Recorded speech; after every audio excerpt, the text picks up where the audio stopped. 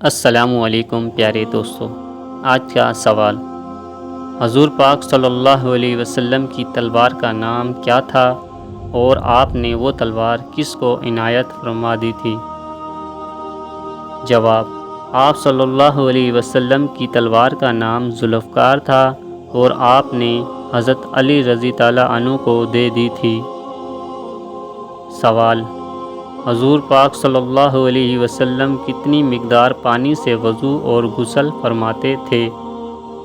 جواب: وضو تو 1 مد پانی سے کرتے تھے اور غسل 1 صاع سے۔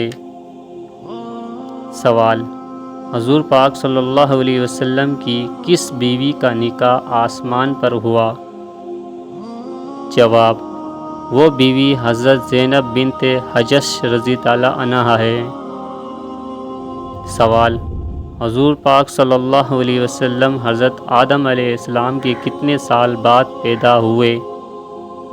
جواب: آپ صلی اللہ علیہ وسلم حضرت آدم علیہ السلام کی 6155 سال بعد پیدا ہوئے۔ دوستو، اگر آپ کو یہ ہماری ویڈیو اچھی لگی ہو تو ویڈیو کو لائک کر دیجئے گا، چینل پہ نئے ہو تو چینل کو سبسکرائب کر کے بیل آئیکن کو ضرور سے دبا دیجئے گا تاکہ آنے والی نئی ویڈیو کی نوٹیفیکیشن آپ تک مل سکے پہل سے۔